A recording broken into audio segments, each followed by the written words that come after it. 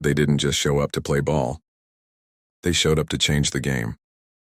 In 1991, 5 freshmen walked onto the University of Michigan campus and into the pages of basketball history.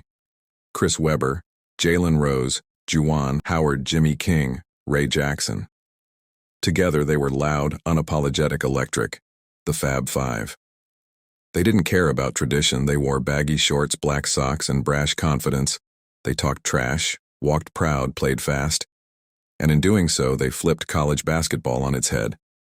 On the court, they were magic, back-to-back Final Fours and all-freshman starting lineup, a style of play that felt more street ball than system. But off the court, that's where the controversy lived. Critics called them arrogant, coaches called them uncoachable. The media painted them as villains, but they weren't villains, they were revolutionaries. And then came the fall. The 1993 national championship. Chris Webber calls a timeout. That Michigan didn't have technical foul game over a career-defining mistake in front of millions, but the controversy didn't stop there. Years later, the truth unraveled. A scandal involving booster Ed Martin, cash payments, favors, and a federal investigation. The Fab Five legacy was tarnished. Banners were taken down. Wins vacated. Michigan distanced itself from its most iconic squad. For a decade, silence, no reunions, no recognition. But the world never forgot.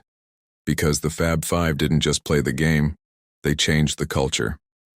From the streets of Detroit to the courts of the Ncaa, they gave voice to a generation and paid the price for being too real too soon. This isn't just a basketball story. It's a story of race power, money, and the cost of being young, gifted, and unapologetically yourself. The Fab Five weren't just bad boys, they were a movement.